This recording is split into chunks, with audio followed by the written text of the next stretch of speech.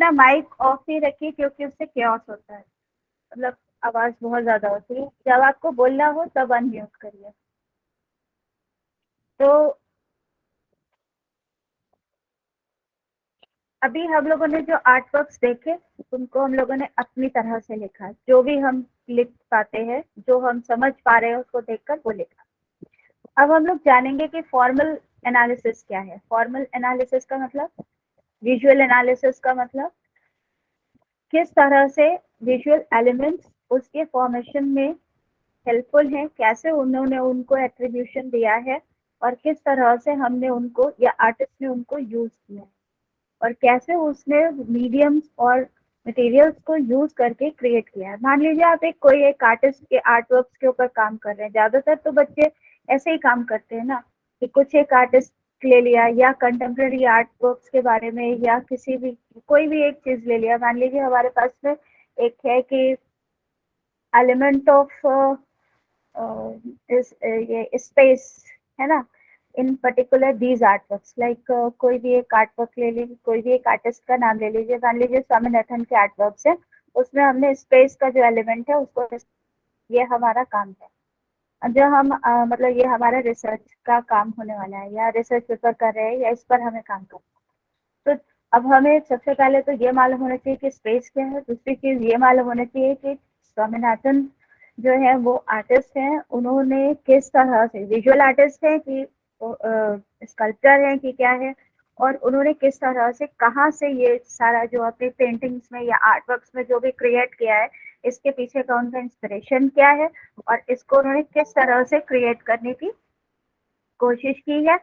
साथ में उन्होंने स्पेस को किस तरह से पर्टिकुलरली यूज किया है। अब हम सबसे पहले तो स्पेस को डिस्कस करेंगे कि स्पेस है क्या, फिर हम उसके बाद में बाकी चीजों पर आएंगे, फिर हम उसके बाद में बताएंगे स्वामीनाथन के बारे में, फिर हम बताएंगे कि स्वामीनाथन ने स्पेस को किस तरह से अपने आर्ट वर्क्स में यूज किया है और कैसे वो स्पेस पूरी वर्क्स में इम्पैक्ट है।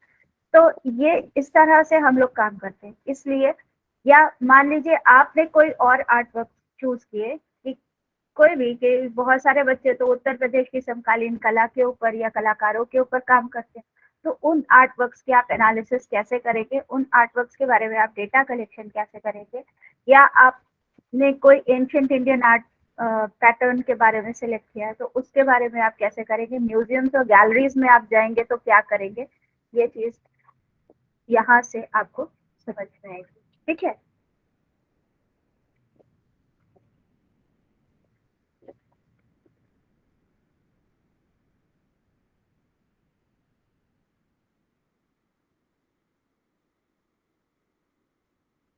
तो हम लोग वही यहाँ पर थे, वरेनिका पर,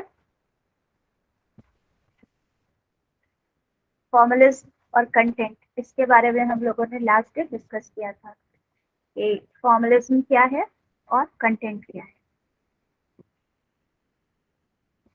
अब आती है बात व्यूइंग आर्ट की, कि हम आर्ट को देखते हैं, क्या देखते हैं, कोई भी कलाकृति को देखना क्या होता है, उसे ऑब्जर्व करना क्या होता है। ऐसे तो हम बहुत सारी कलाकृतियां देखते हैं, लेकिन सबसे बड़ी बात तो ये है कि कोई कलाकृति जो हमें सबसे ज्यादा आकर्षित कर रही होती है, उसमें ऐसा हमने क्या देखा होता है कि हम उसे लगातार देखते हैं या कई बार जाकर के देखना चाहते हैं गैलरी में या म्यूजियम में।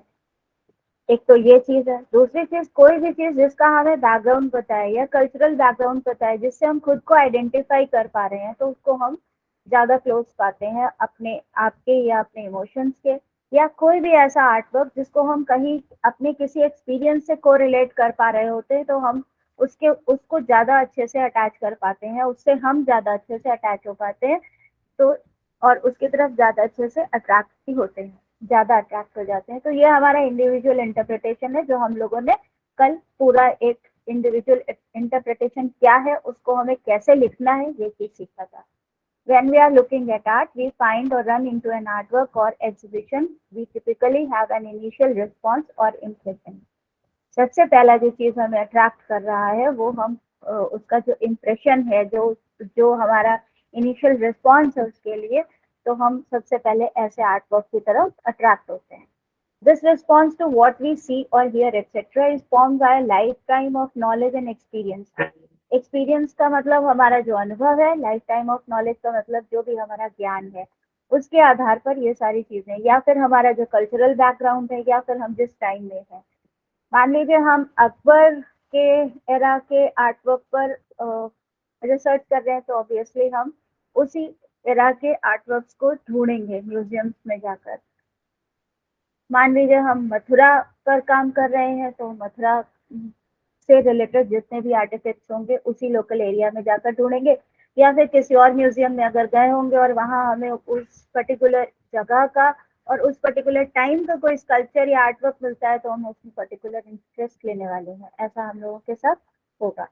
तो culture and time in which we live, it gets at the subjective and personal nature of perception. अब होता क्या है कि हमारा देखने का ढंग आपके देखने के ढंग से अलग होगा, नेचुरली होगा। सबका अलग अलग होगा, सब अलग अलग एंगल से देखेंगे, सबका उसको देखने का परसेप्शन का तरीका अलग अलग होगा। उसको ऑब्जर्व करेंगे तो हमारे इमोशंस अलग अलग होंगे एक ही ऑब्जेक्ट के लिए। ये बात और है, जैसे हमने ग्वेरेनिका को देखा तो हमें ये बात समझ में आ गई कि उसमें क्या चीज प्रिटेंड की जा रही है, क्या बताया जा रहा है। लेकिन फिर भी जो आर्टिस्ट ने कन्वे किया था, हमने उसको ग्रास्प किया, लेकिन हम उसको देख करके क्या फील कर रहे हैं? ऑब्वियसली सैडनेस ही फील कर रहे होंगे, लेकिन फिर भी हमारे इमोशंस अलग अलग तरह से एक्सप्रेशन देंगे। End of the first impression in particular. तो अब आते हैं इसके बाद में फॉर्मल एनालिसिस पर। तो कल आप लोगों ने हमें जो लिख करके दिखाया, that was individual interpretation.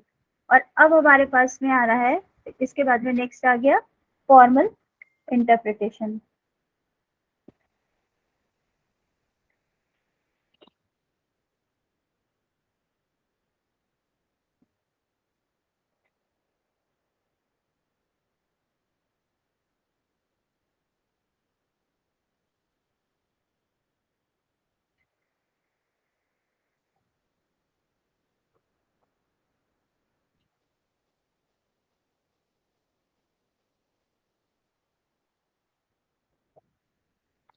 Just wait बच्चों।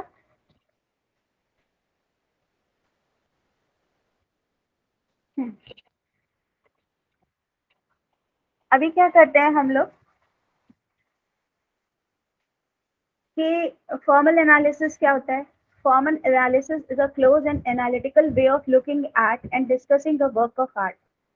अब हम किसी भी आर्ट वर्क को किस तरह से देखते हैं और किस तरह से उस आर्ट वर्क को इंटरप्रेट करते हैं और किस तरह से हम उस आर्ट वर्क को डिस्कस करते हैं, this is called formal analysis. It includes describing the work in terms of various design elements. इसमें क्या इंक्लूडेड है? Describing the work in terms of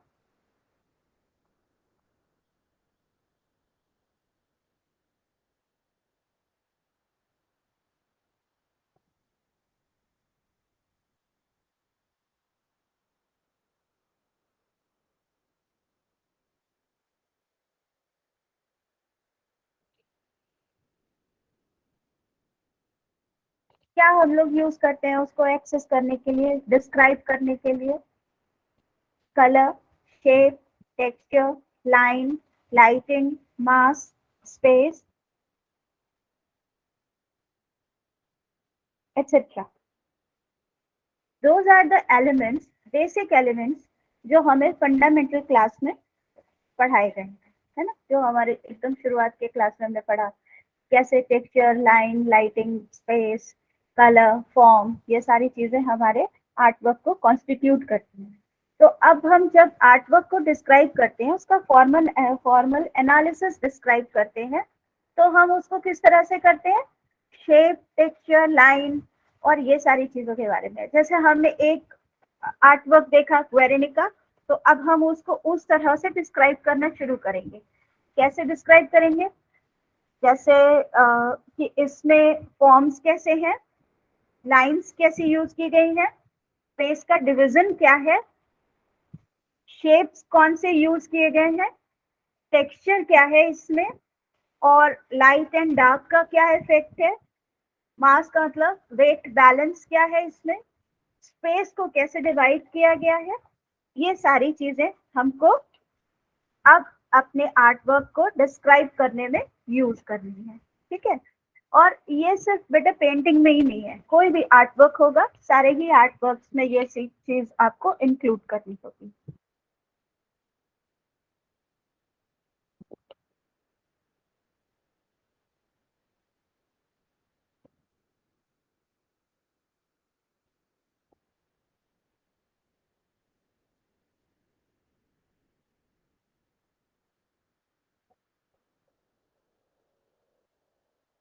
ठीक है, अब ये बताओ मुझे कि मान लो हमने एक आर्ट वर्क लिया लाओकुन, दूसरा आर्ट वर्क लिया ग्वेरेनिका, दोनों अलग अलग टाइम पीरियड के हैं।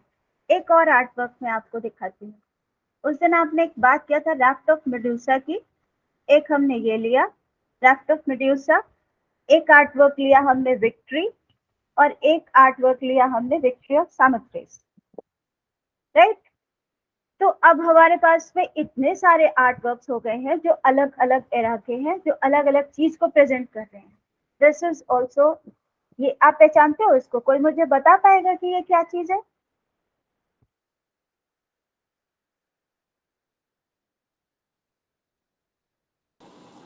मैम ये अमरनाथ सहगल का स्कल्पचर है शायद। ओके, कोई और? Anyone else?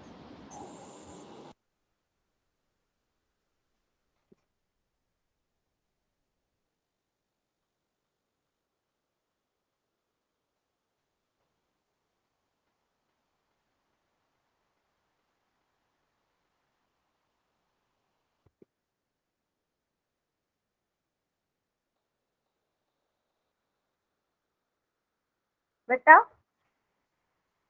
This is bird in flight by ब्रैंकुसाइड।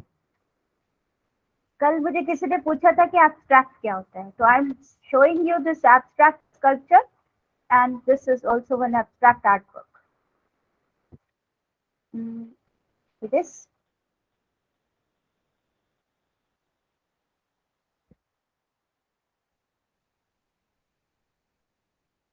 This is Color Field by Mark Rothko.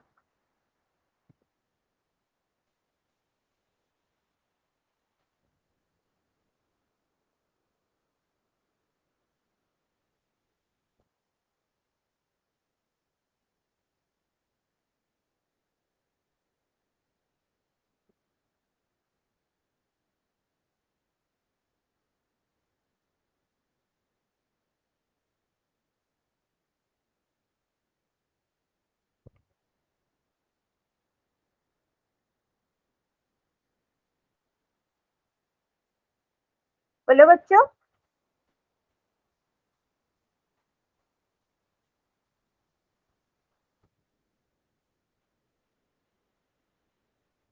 मुझे स्टूडेंट्स ने पूछा था कि मैम एब्स्ट्रैक्ट आर्ट वर्क क्या है, तो this is figurative, this is abstract, और this is colour field by Mark Rothko, it is also one abstract art work. अभी मैं आपको और एब्स्ट्रैक्ट आर्ट वर्क भी दिखाऊंगी। तो वी हैव नाउ कितने सारे आर्ट वर्क्स हो गए हमारे पास में अलग अलग एरा के। This is color field abstract, this is bird in flight by Brancusi, this is uh, the victory of Samothrace, winged victory of Samothrace, or this is also victory, or this is also, this is Medusa, raft of Medusa, this is Guernica, and this is tube shelter, these are ants of war, this is uprooted tree, these are submarines, और जीएस, और ये diver, और ये record keeper of Egyptian era, this is Mona Lisa and this is Laocoon. अब हमारे पास कितने सारे आर्ट वर्क्स हैं, और अब अगर हम इनको कंपेयर करेंगे, मान लीजिए हमने दो आर्ट वर्क्स इसमें से पिकअप किए, एक तो लाओकुन और दूसरा हमने पिकअप किया गुएरेनिका। अब अगर हमने इस तरह से आर्ट वर्क्स पोस्ट किए, सॉरी आर्ट वर्क्स इस तरह से हमने सिलेक्ट किए और उनको हमने जो है उन आर्ट वर्क्स को क्या किया, क्रिएट किया, राइट। हमने उन आर्ट वर्क्स को क्रिएट किया जिस आर्टिस्ट ने उस आर्टिस्ट के बारे में लिखना शुरू किया सबसे पहले। तो वो आर्टिस्ट का इंट्रोडक्शन लिखा हमने। उसके बाद में जिस एरा में वो काम किया गया है वो हिस्टोरिकल पर्सपेक्टिव लिखा। उस एरा में उस कल्चर में क्या चीज ऐसी थी जिसने वो चीज को इन्फ्लुएंस किया है, जहां से आर्टिस्ट ने वो आइडिया लिया है, ये लिखा। उसके बाद में हमें जो आर्टवर्क का जो फॉर्मल एनालिसिस है, जो विजुअल एनालिसिस हमें मिल रहा है कि इसमें लाइंस को ऐसे यूज किया, टेक्सचर्स को ऐसे यूज किया, मीडियम्स को ऐसे यूज किया, वो चीज लिखा। उसके बाद में वी केम टू कंटेंट कि क्या ये यूज करके उसने क्या डिपेक्ट किया है, वो चीज हमने लिखा। And then we came to ourselves कि हमारा जो इंडिविजुअल इंटरप्रिटेशन क्या है वो हमने लिखा। तो इस तरह से हमने उस एक आर्ट वर्क का एक अच्छा डॉक्यूमेंटेशन तैयार कर लिया। अब मान लीजिए हम एक आर्टिस्ट के ऊपर काम कर रहे हैं, जहाँ तो हम एक एक सिंगल आर्ट वर्क सिलेक्ट कर रहे हैं। मान लीजिए हम एक आर्टिस्ट के ऊपर काम कर रहे हैं और हमारे पास में उसके 2 आर्ट वर्क्स हैं या ज्यादा आर्ट वर्क्स हैं। Let me show you this is one art work by NS. Harsha, this is another art work by NS. Harsha. अब एक ही आर्टिस्ट के 2 आर्ट वर्क्स है हमारे पास में। इसी तरह से this is art work by Anita Dubey and this is also done by Anita Dubey. तो अब हमारे पास में जो आर्ट वर्क्स है उनको हम किस तरह से ये दोनों आर्ट वर्क्स को का हम इंटरप्रिटेशन कर रहे हैं, उनका इंडिविजुअल इंटरप्रिटेशन कर रहे हैं, उनका फॉर्मल एनालिसिस कर रहे हैं, उनका डॉक्यूमेंटेशन कर रहे हैं। और इसके साथ साथ अब हम एन.एस.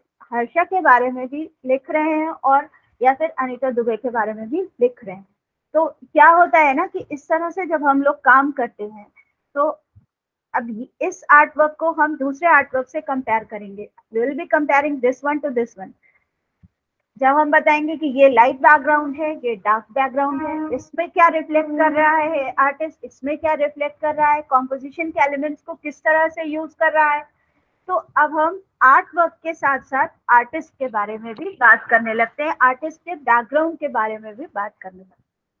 तो इसी तरह से हम स्टाइल्स के बारे में बात करते हैं, इसी तरह से हम कल्चर के बारे में बात करते हैं, या फिर एक हम पर्टिकुलर कोई भी एक थीम ले लेते हैं। मान लीजिए हमने कोई एक थीम ली थी, किस तरह से उसमें इमोशंस का डिपिक्शन किया गया है या किस तरह से उसमें नैरेटिव्स क्रिएट किए गए हैं। मान लीजिए हमने ये क्रिएट करने मतलब ये चीज पर काम करने की कोशिश की कि हमने पटचित्र के ऊपर कैसे जो है वो क्रिएट किए हैं, नैरेटिव्स कैसे क्रिएट किए गए हैं पटचित्र के ऊपर, हम ये काम कर रहे हैं। तो जब हम पटचित्रों के बारे में जानेंगे, उनका कल्चरल बैकग्राउंड जानेंगे, उसमें क्या क्या नैरेटिव्स इंक्लूड किए गए हैं और उनका पेंटिंग का स्टाइल क्या है, कौन से मीडियम्स यूज किए गए, कौन से कलर्स यूज किए गए, उनको बनाने वाले कौन थे, उन बनाने वाले लोगों का बैकग्राउंड क्या था, और वो आज किस तरह से काम कर रहे हैं, पहले किस तरह से काम करते थे, आज की उनकी क्या सिचुएशन है, किस तरह से आज के जो सर्कमस्टांसेस है उनको इन्फ्लुएंस कर रहे हैं और कैसे उनको चेंज कर रहे हैं। ये सारी चीजें हमको जो है काम मतलब बहुत सारी चीजें हम लोग अपने रिसर्च में इंक्लूड कर, राइट। तो ये बात जो हमने आपको समझाई वो समझ में आई? Hello? Yes ma'am. Yes ma'am. Yes ma'am. Yes ma'am. Formal analysis पे आते हैं, फिर कंटेंट पे आते हैं। मतलब जब हम किसी भी चीज का डॉक्यूमेंटेशन करते हैं तो हम सबसे पहले उसको ऑब्जर्व करते हैं, उसके बाद में उसका इंडिविजुअल इंटरप्रिटेशन हमारे पास क्या है वो हम जानते हैं, फिर हम उसका फॉर्मल एनालिसिस करना शुरू करते हैं कि किस तरह से उसमें जो एलिमेंट्स है उनको यूज किया गया है और किस तरह से उसमें जो laws of elements, laws of composition है, उनको जो स्ट्रैटेजीज हैं, जो टेक्निक्स हैं कॉम्पोजिशन की, उनको यूज किया गया है। और इस एनालिसिस के बाद में मटेरियल्स क्या यूज किए गए हैं, मीडियम्स क्या यूज किए गए हैं, और मटेरियल्स को किस तरह से अपने आर्टवर्क को एम्फेसाइज, उसके इमोशन को या फीलिंग को या उसके कंटेंट को एम्फेसाइज करने के लिए यूज किया गया। बहुत बार ऐसा होता है कि मटेरियल को ही जो है मीडियम बना दिया जाता है, मतलब जो मटेरियल होता है वही टूल हो जाता है एक्सप्रेशन का। तो इस तरह से हम उसका टेक्सचर, कोई भी मटेरियल होता है उसके टेक्सचर को यूज करते हैं आर्टिस्ट। तो ये सारी चीज को फिर वो उस चीज से कंटेंट क्या चीज डिस्प्ले किया जा रहा है, ये सब आ रहा है। और जब ये सारी चीजों की बात होती है कि content is simply the subject matter of art work, it's the images we see, content can play a role in formal analysis but the conveyed meaning is more important and the methods and materials are also of significance. तो इस तरह से हम किसी भी artwork का ही नहीं, किसी भी आर्टिस्ट का, किसी भी एरा के आर्टवर्क का, किसी भी कल्चर का, किसी भी तरह से हम किसी भी आर्टिफैक्ट का कंपैरिजन या कैसे भी हम डॉक्यूमेंटेशन इस तरह से फॉर्मुलेट करें। ठीक है, तो अब क्या क्या चीजें हैं इसमें? Methods of understanding art, visual analysis हमने आपको बताया, ऑब्जर्वेशन क्या है हमने आपको बताया, एनालिसिस क्या है ये भी अभी अभी एक्सप्लेन किया, इंटरप्रिटेशन क्या है ये भी एक्सप्लेन किया। तो अब हम लोग कौन से आर्टवर्क को आप पसंद करेंगे ये 3 टर्म्स में बताना, ऑब्जर्वेशन, एनालिसिस और इंटरप्रिटेशन। एनालिसिस में आपका फॉर्मल एनालिसिस आएगा बच्चों, ठीक है। तो अब कौन सा आर्टवर्क हम इसमें प्रेजेंट करें जो आप हमें बताइए। ये raft of medusa,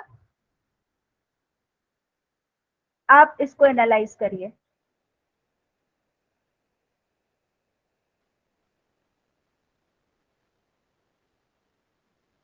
hello, yes Yes, ma'am. ma'am. Yes ma'am. हाँ बताओ।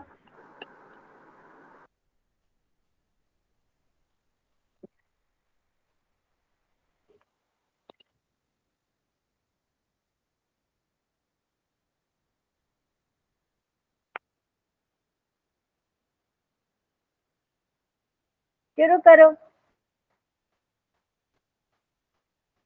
और अगर आप चाहते हैं कि मैं कोई और पिक्चर लूं तो वो बता दीजिए, मैं वो पेंटिंग ओपन कर दे रही हूँ।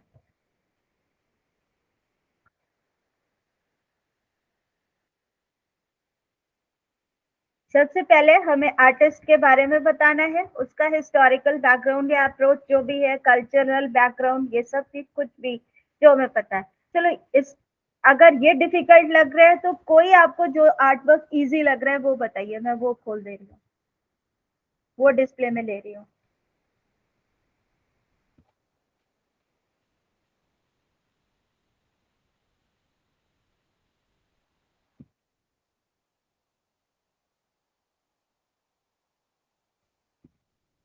एनीथिंग, शुरू करो मैम बेटा। इसी के बारे में बताते हैं।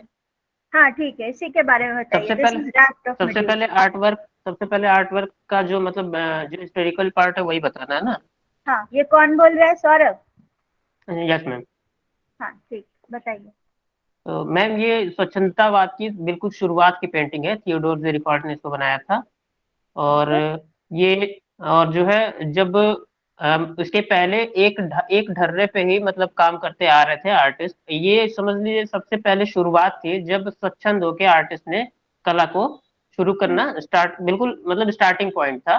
और हाँ। जो विषय होते थे वो सामान्य विषय, मतलब पहली बार ऐसा हुआ था जो सामान्य विषय जो कि मतलब जन सामान्य से संबंधित विषय हो सकता है, वो उस विषय से संबंधित चित्रण शुरू हुआ था। नहीं तो इसके पहले जो भी चित्र बनते थे वो ज्यादातर पौराणिक या धार्मिक विषयों से संबंधित हुआ करते थे। ठीक है। और इस चित्र में जो है एक बाढ़ का सीन दिखाया गया है, जिसमें मतलब समुद्री बाढ़ या समुद्री तूफान कह सकते हैं, उसका सीन दिखाया गया है, जिसमें लोगों के ऊपर अचानक से संकट आ गई है और जो है उससे बचने की कोशिश की जा रही है। ठीक है। हम्म, और रंग जो है इसमें बिल्कुल स्वच्छंद तरीके से रंग भी प्रयोग हुए हैं। जो पहले प्रयोग होते थे, जिस तरीके से जो प्रयोग हुए जा रहे थे उससे बदल के थोड़ा उसका बैकग्राउंड वगैरह जो है, कलर वगैरह, ये सब अंतर किया गया है। और जो ड्रामेटिक फॉर्म बरोक में यूज हो रहा था, जो रोकोको में यूज हो रहा था इसके पहले, उससे अलग हटके इसमें काम हो गया है। ठीक है। हम्म, तो जिसकी वजह से ये स्वच्छंदतावाद के अंतर्गत एक तो विषय की वजह से आ जाता है, दूसरा इसकी जो शैली है उसकी वजह से भी इसको स्वच्छंद कहा जा सकता है। ठीक है। ठीक है। और कंटेंट अगर बात करें इसका तो एक डर की स्थिति है, क्योंकि सबके ऊपर जान का खतरा मंडरा रहा है। तो वो इस चित्र में बखूबी दिख रहा है पूरा, जो भी इसके अंदर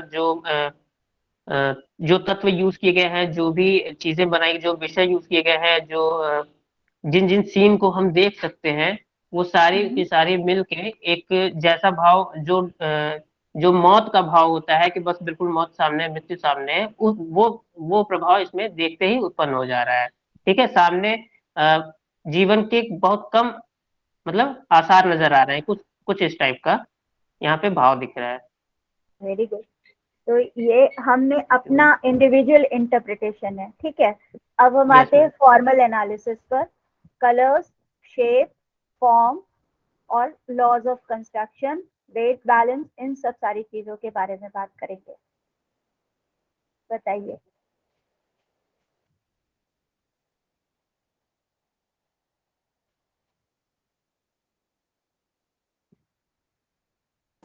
हेलो मैम। हाँ, कौन बोल रहे हैं बेटा? मैम सिद्धिदात्री मिश्रा। ओके, ठीक है, बोलिए बेटे। मैम इसका जो हिस्टोरिकल बैकग्राउंड है मुझे मुझे बहुत ज़्यादा नहीं पता है, लेकिन मुझे जितना पता है कि ये एक उस टाइम की त्रासदी थी। अ, उसमें ऐसा हुआ था कि अचानक से बाढ़ आ गया था और उस नाव को खाली करने के लिए लोग अपनी जान बचाने के लिए एक दूसरे को नाव से बाहर फेंक रहे थे नहीं, ताकि। हम एक मिनट, हम चलो इसका हिस्टोरिकल बैकग्राउंड बता दे रहे हैं कि 1816 में 2 जुलाई को एक एक्सीडेंट हुआ था फ्रेंच नावल फ्रिगेट मेड्यूसा का, wreck of the French naval frigate Medusa। और उसके बाद में 5 जुलाई तक जो था एक राफ्ट कंस्ट्रक्ट किया गया। बेटे अपना माइक म्यूट कर लीजिए। एक राफ्ट कंस्ट्रक्ट किया गया और उस राफ्ट के ऊपर 147 लोगों को छोड़ दिया गया, जिसमें से सारे मर गए, केवल 15 लोग बचे। 13 दिन बाद जब इन लोगों को वापस बचाया जा सका, जो बचे हुए जिंदा 15 लोग थे, तो वो इतनी बुरी हालत में थे कि वो जिंदा नहीं थे। उन लोग मतलब जिंदा थे पर वो दे वर नॉट सेन। वो उनकी मानसिक स्थिति बहुत ज्यादा खराब हो चुकी थी। इसके बाद में जेरिकॉल्ट ने ये आर्टवर्क क्रिएट किया, राफ्ट ऑफ मेडुसा। ठीक है, तो दिस वाज द। इसमें एक और चीज है जो बहुत डरावनी है। यहाँ पर बहुत सारे लोग डिहाइड्रेशन से मर गए थे, पानी नहीं था पीने के लिए, क्योंकि समुद्र का पानी पिया नहीं जा सकता है। खाने के लिए कुछ नहीं था, तो जो लोग मर जाते थे उनको ही खा लेते थे, कैनिबलिज्म। और ये एक इंटरनेशनल स्कैंडल बन गया बाद में। ये जो डेथ थी, जिस तरह से इन 147 लोगों को राफ्ट के ऊपर छोड़ दिया गया और बाकी के जो और लोग थे वो अपने बोट्स में निकल लिए, तो ये इस तरह का जो एक इंसिडेंट हुआ था, दैट वाज वेरी इनह्यूमन। और यही एक मानवीय त्रासदी को दिखाने के लिए राफ्ट ऑफ मेड्यूसा का पेंटिंग ये बनाया जेरिकॉल्ट ने, और इसीलिए इसको स्वच्छंदतावाद से जोड़ा गया। ओके, यहाँ पर कोई रॉयल सब्जेक्ट नहीं है, कोई किंग नहीं है, कोई प्रिंस नहीं है, कोई रॉयल फैमिलीज को नहीं डिपिक्ट किया गया है, या हाई सोसाइटी या हाई प्रोफाइल फैमिलीज को डिपिक्ट नहीं किया गया है कहीं से भी, और ना ही कोई रिलीजियस या एंजल या इस तरह का कोई सब्जेक्ट बनाया गया है। इसीलिए स्वच्छंदतावाद से इसको ये मतलब यहाँ से शुरुआत हुई। ठीक, तो मैंने एक हिस्टोरिकल बैकग्राउंड आपको बता दिया। अब आप इसका फॉर्मल एनालिसिस मुझे बताइए। मैम इसमें कलर्स की बात करते हैं तो जो कलर्स हैं वो एक तरह के थिएटर का इफ़ेक्ट उत्पन्न करते हैं। तो जो थिएटर का प्रभाव जो बरोक की एक पेंटिंग्स मिनट में। बेटे, जब हम लोग फॉर्मल एनालिसिस की बात करते हैं तो सबसे पहले हम लाइन, फॉर्म, कलर, इस तरह से शुरू करते हैं। मैम कलर्स के बारे में ही बता रहे हैं मैम। चलो कलर्स कलर के की बारे बात, में ही बता रहे हैं।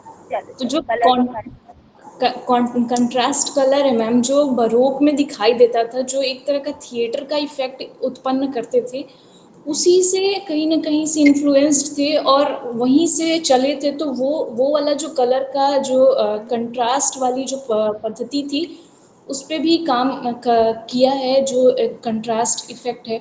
और जो बॉडीज़ थी वो ग्रीक जो पीपल्स थे, जो आइडियलिस्टिक जिनकी मांसल शरीर बनाए जाते थे, उससे इन्फ्लुएंस्ड थे। उनकी वैसे मस्कुलर बॉडीज़ बनाते थे और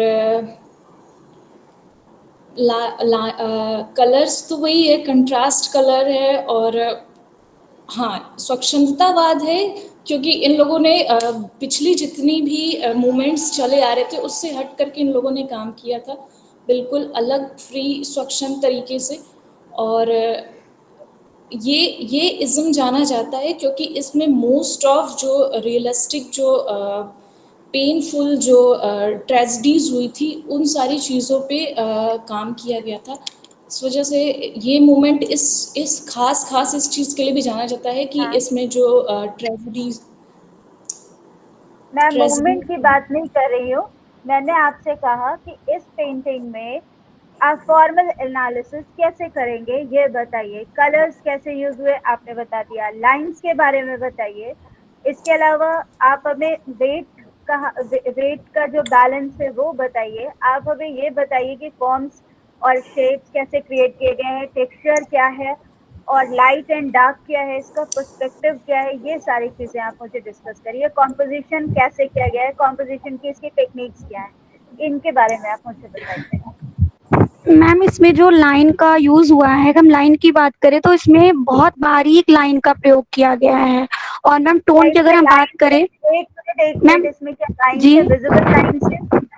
जैसे क्या इस पे विजिबल लाइन्स हैं कहीं भी? मैम काफी बारीक बारीक फिंगर्स और बॉडी लैंग्वेज काफी बारीक बनाया गया है इसमें।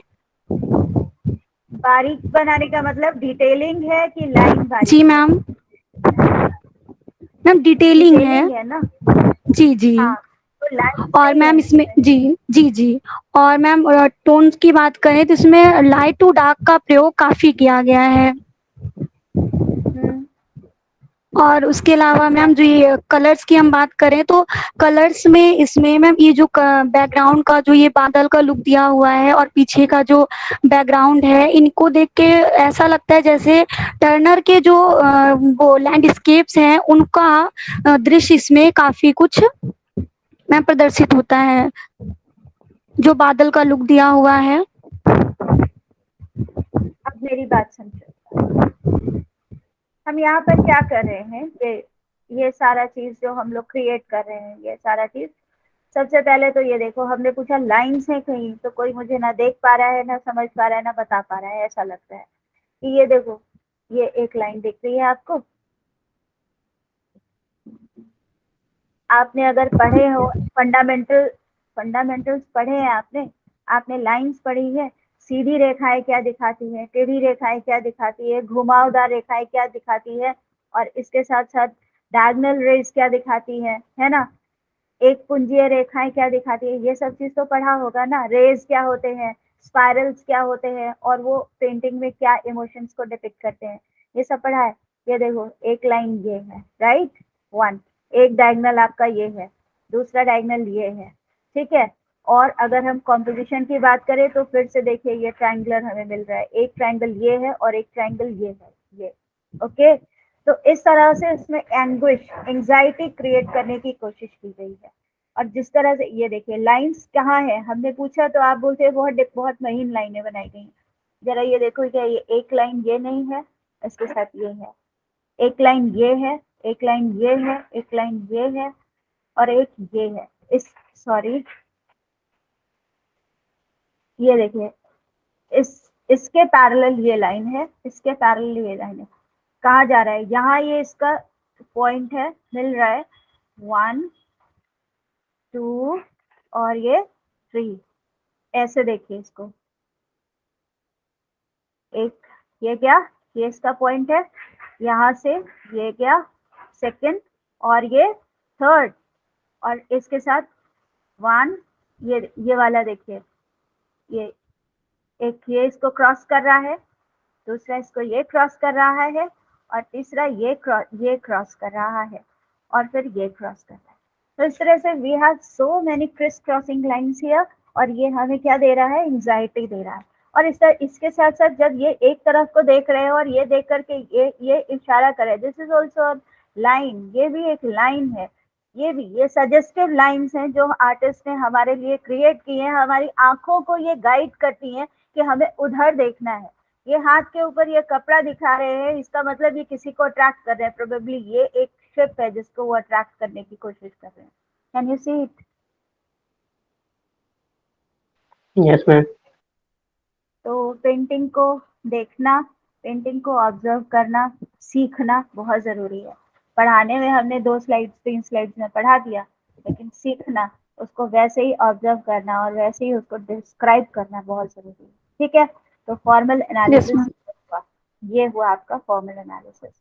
टेक्सचर कैसा है इसका, कलर्स, कलर्स का मतलब सिर्फ ये नहीं है कि ये ड्रामेटिक है या डार्क टोन्स हैं, लाइट और डार्क का बैकग्राउंड यूज किया गया है, टर्नर है, सब कुछ है, लेकिन कलर बैलेंस क्या होता है।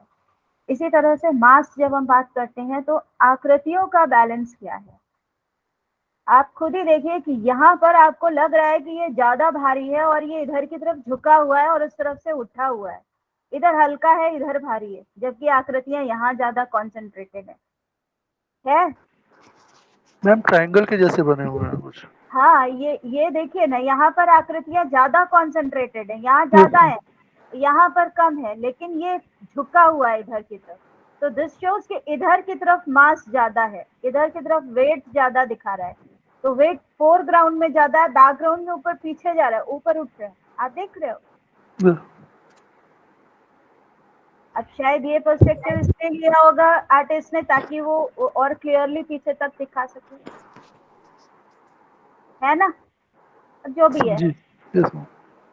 तो ये सारी चीज हमको, वेट क्या है, कलर का वेट क्या होता है, आपने पढ़ा होगा। एक बार फिर से ये सारे जो आपके एलिमेंट्स हैं इनको एक बार फिर से देखिए पलट करके, उनको अप्लाई करने की कोशिश करिए। मैंने आपको कल भी बताया था, थीसिस ये नहीं होती है बेटा कि हमको पता है कि हमें क्या करना है, हमारे पास में 4 पन्ने पहले के लिखे हुए रखे और हम उन्हीं के बेसिस पर फिर कुछ नया लिखते हैं। हमें खुद नया ढूंढना आना चाहिए। आप जब गैलरी में जाओगे आप कोई आर्ट वर्क देखोगे, ये मैंने तो एक वेस्टर्न आर्ट वर्क लिया है, चलो एक इंडियन लेते हैं, उसके एनालिसिस करते हैं। तो आप जब किसी गैलरी में या किसी म्यूजियम में जाओगे, आप मान लो एक आप मुगल एरा पर कर रहे हो या राजपूत एरा पर कर रहे हो या आप कंटेम्प्रेरी आर्ट वर्क पे काम कर रहे हो या जो भी जिस भी आर्ट वर्क पे जिस भी तरह के स्टाइल पे काम कर रहे हो, आप जा करके म्यूजियम में वो चीज को सिलेक्ट करोगे, वो चीज के ऊपर काम करोगे, तो वहां तो ऑलरेडी बहुत सारा डॉक्यूमेंटेशन हो करके रखा होगा, बहुत सारे लोगों ने अपने अपने इंटरप्रिटेशन दे रखे होंगे उसके बारे में। आप क्या नया ढूंढ रहे हो उसमें, दैट इज द रिसर्च। ठीक है,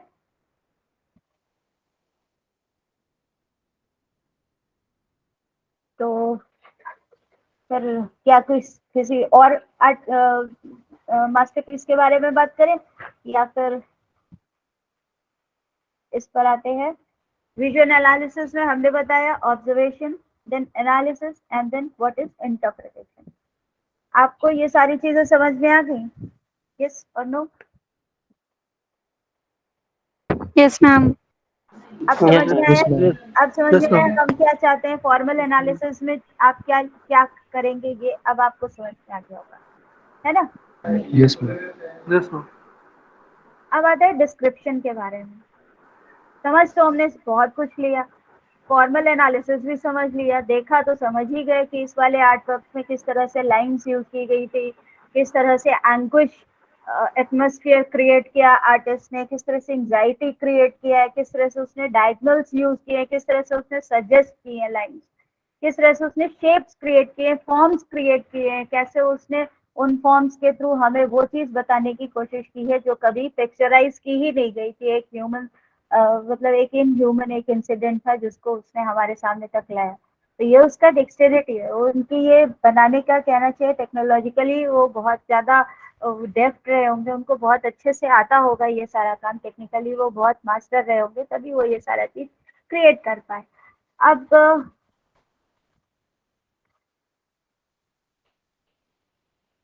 थिंक अबाउट वेदर एंड, अब जब हम इसको डिस्क्राइब करने की कोशिश करते हैं तो think about whether a narrative or theory is depicted even if you don't know what it is. आपने वही किया था सबसे पहले, सौरभ ने हमें बताना शुरू किया था, तो उसने हमें यही बताया हम कि अपना उसने एक कॉन्सेप्ट बताया कि जब हम इसको देख रहे हैं तो ऐसा लग रहा है कि बाढ़ का चीज है और लोग यहाँ से बचने की कोशिश कर रहे हैं। इसी तरह से दूसरे व्यक्ति ने भी अपना कॉन्सेप्ट बताया। तो यही चीज है कि think about whether a narrative or theory is depicted, कि क्या इसमें कोई नैरेटिव है या कोई सीन या कोई थियरी इसमें डिपिक्ट किया जा रहा है। चाहे आप उसके बारे में नहीं जानते हैं, लेकिन फिर भी आप इसके बारे में सोचने की कोशिश करते हैं कि इसमें क्या डिपिक्ट किया जा रहा है, भले ही वो एब्स्ट्रैक्ट आर्टवर्क ही क्यों ना हो। And if there is no story, then what do you think the artist is focusing on instead? और अगर इसमें कोई नैरेटिव और कोई स्टोरी नहीं है, तो फिर क्या चीज ऐसी है जो आर्टिस्ट फोकस कर रहा है, जो वो डिपिक्ट करने की कोशिश कर रहा है? The areas of the artworks that you find most striking. और अब इसी पेंटिंग में कौन सा ऐसा एरिया था जो आपको बहुत ज्यादा स्ट्राइक कर रहा था, जो उसको देख करके आपको बड़ा विचलित महसूस हो रहा था या अच्छा लग रहा था, या जो भी चीज, कोई तो ऐसी चीज होगी जो आपको बहुत ज्यादा आकर्षित कर रही थी उसके बारे में। The basic subject matter of the painting, और उस पेंटिंग का या आर्टवर्क का जो बेसिक सब्जेक्ट मैटर है उसका, जो उसके बारे में। अब ये डिस्क्रिप्शन के हमारे तरीके हो गए। तो अभी हमने क्या समझा? सबसे पहले observation, then comes formal analysis. Formal analysis का मतलब हुआ एलिमेंट्स एंड ऑल दैट। उसके बाद हमारे पास आया कि कैसे कैसे ये सारी चीजें हमको लिखनी है, इनको कैसे डिपिक्ट करना है, कंटेंट क्या है, जो फॉर्म्स हैं उनके थ्रू क्या डिपिक्ट किया जा रहा है। उसके बाद में हम आते हैं इसके ऊपर कि ये विजुअल एनालिसिस कैसे किया गया है, डिस्क्राइब कैसे किया गया है, ऑब्जर्वेशन, एनालिसिस, इंटरप्रिटेशन। और इसके बाद हम यहाँ पर आते हैं कि इसको हम डिस्क्रिप्शन कैसे लिखना शुरू करेंगे। अच्छा, नाउ कम्स स्टाइल के बारे में बात करते हैं कि क्या ये रियलिस्टिक है, एक्सप्रेशनिस्टिक है, क्लासिकल है, या किस स्टाइल में। कलर्स कैसे हैं, जैसे आपने बताया कि बरोक सिंबॉलिकली यूज्ड है। लाइंस कैसी हैं, एंगुलर, लीनियर और डायगोनल है, या फिर कौन से तरह की लाइंस हैं। सजेशंस क्या है लाइंस के। इसी तरह से टेक्सचर क्या सजेस्ट कर रहा है। स्पेस का डिवीजन क्या है, मैंने बताया ऐसे करके ऐसे, ये देखिए ऐसे करके ऐसे, इसमें डायगोनल्स हैं, और इस तरह से इसमें ट्राइंगुलर डिविजन्स किए गए हैं स्पेस के। फिर कॉम्पोजिशन किस तरह से बनाया गया है, कॉम्पोजिशन के लॉ क्या इसमें टेक्निक्स अप्लाई की गई हैं, और फिर इसमें स्केल क्या है। Scale always matters. Life size painting है ये, बहुत बड़ी। कुछ आर्टवर्क्स बहुत छोटे स्केल के होते हैं, लेकिन फिर भी वो हमें बहुत ज्यादा आकर्षित करते हैं। लेकिन कुछ आर्टवर्क्स बहुत बड़े होते हैं, बहुत ज्यादा बड़े। अभी एक यहाँ पर ये देखो, सी, अभी अगर ये छोटा सा एक आर्टवर्क हमारे सामने आएगा तो हमारे ऊपर इसका क्या एम्फेसिस होगा। और जब ये इतना बड़ा आर्टवर्क है कि उसको हम ऐसे सामने खड़ा होकर के देखेंगे तो उसका क्या एम्फेसिस होगा। इसी तरह से गोरेनिका भी है।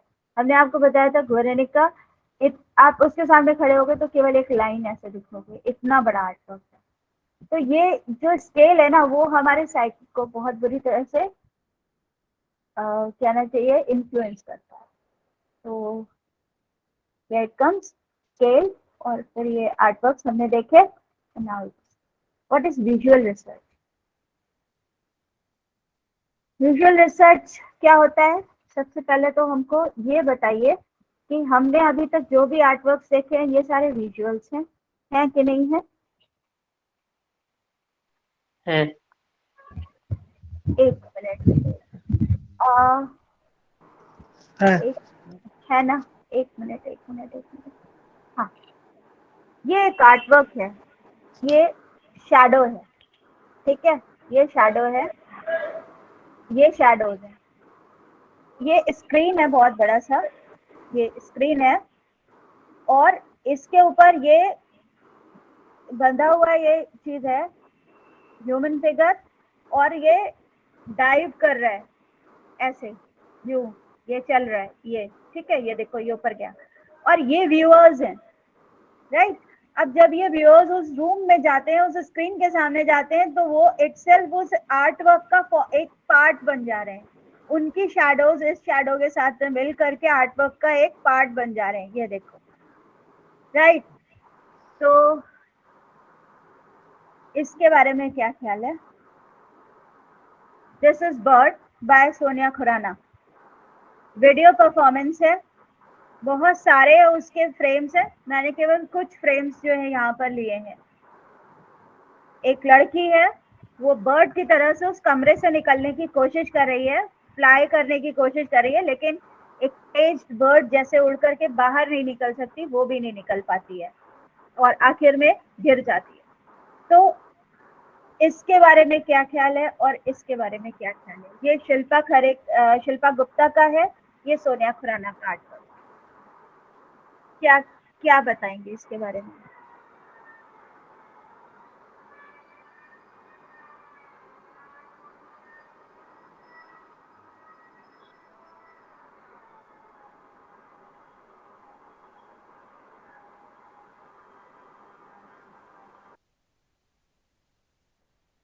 बताओ बच्चों।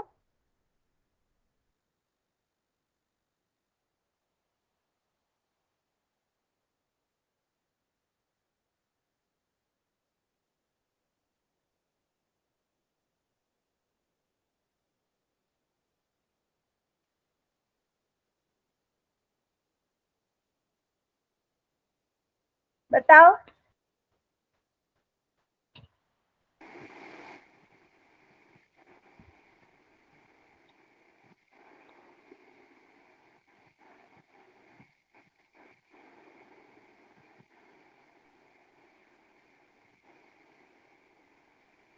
मैम ये भी विजुअल के ही अंतर्गत आएगा। बिल्कुल। और हाँ, और इसमें जो है मतलब आर्टिस्ट ने इस तरीके से इसको बनाया ये कि अगर इसमें इसमें जो भी दर्शक आता है वो जिस भी तरीके से इसको देखने आएगा, जिस तरीके से वो खुद मूव करता है, वो मतलब हर बार एक अलग तरह का आर्ट वर्क निखर के सामने आएगा। बिल्कुल। मतलब पहले से एक फिक्स नहीं है कि वो जो भी देखेगा उसके सामने वही चीज रहेगी, क्योंकि जैसे ही दर्शक उसके अंदर एंटर करेगा उसको देखने के लिए, वो जिस तरीके से खुद व्यवहार करेगा वैसा ही वहां पे आर्ट वर्क क्रिएट हो जाएगा, हर समय बिल्कुल निरंतर चेंज होता हुआ। राइट। तो तो ये ये एक तरीके से हाँ। हाँ, हाँ, बोलो बोलो।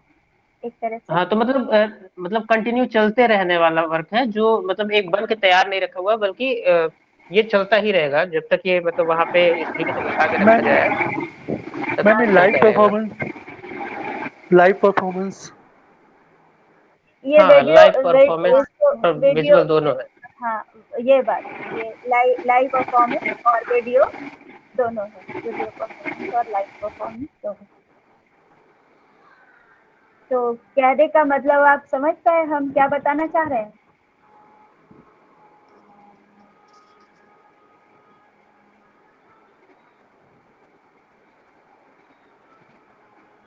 हम जो चीज आपको बताना चाह रहे हैं, जो हम आपको समझाने की कोशिश कर रहे हैं, क्या आप समझ पाए हैं?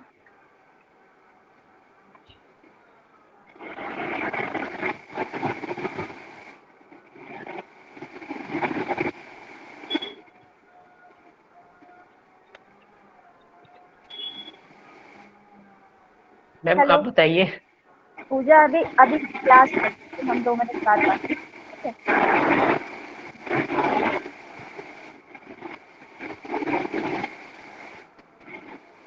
हेलो। हाँ मैम आप अपना यस बताइए, मैम। अपना व्यू क्या मतलब कहना चाहते हैं। हम क्या कहना चाह रहे हैं? हम ये कहना चाह रहे हैं कि हम विजुअल एनालिसिस के बारे में जब बात करेंगे, तो उसमें हम क्या इंक्लूड करेंगे? पेंटिंग, कल्चर, वीडियो परफॉर्मेंस या परफॉर्मेंस। और विजुअल एनालिसिस एक्चुअली होता क्या है, उसका डॉक्यूमेंटेशन कैसे होगा?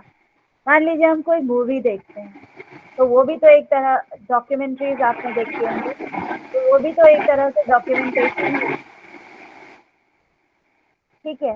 मान लीजिए हम एक आपने बहुत सुना होगा और देखी भी होगी, द इनर आई मूवी है, उसके बारे में बात करते हैं, तो वो भी तो किसी का रिसर्च वर्क है, वो भी तो थीसिस है।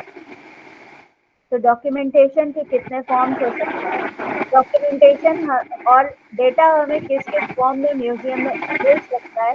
हेलो, प्लीज अपना माइक म्यूट कर लीजिए। प्लीज अपना माइक म्यूट कर लीजिए, बहुत डिस्टर्बेंस होता है।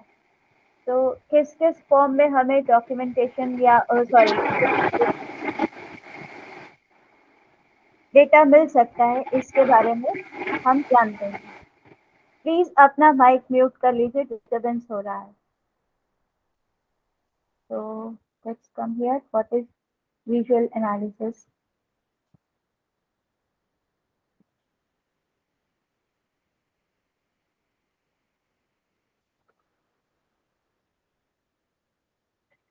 Visual research. Visual research is a qualitative research method that relies on the use of artistic mediums to produce and represent knowledge. These artistic mediums include films, photography, drawings, paintings, and sculptures. Data collection के लिए जब आप किसी museum या gallery में जाते हैं तो आपको डेटा किस किस फॉर्म में मिलता है? Films, photography, drawings, paintings, sculptures के फॉर्म में मिलता है डेटा। इसके अलावा किस किस फॉर्म में मिलता है?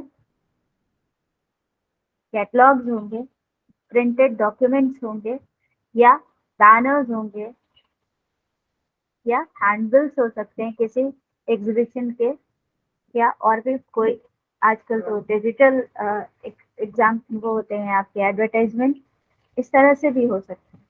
तो हाँ, वो जो उस समय जो एडवर्टाइजमेंट्स दिए गए, या उस समय जो हैंडबिल्स क्रिएट किए गए, या उस समय जो हमने डॉक्यूमेंटेशन किया, या उस कैटलॉग के बारे में लिखा, आर्टवर्क के बारे में लिखा, क्यूरेटर्स लिखते हैं ना, तो वो सारा चीज बाद में चल करके वो हमारे लिए डेटा हो जाता है। तो artistic mediums include film, visual. किसी चीज के बारे में जब हम फैक्ट्स कलेक्ट करने जाते हैं तो हमें डेटा दो तरह से भी मिल सकता है, एक तो रिटन होता है और दूसरा हमें विजुअल फॉर्म्स में मिल सकता है।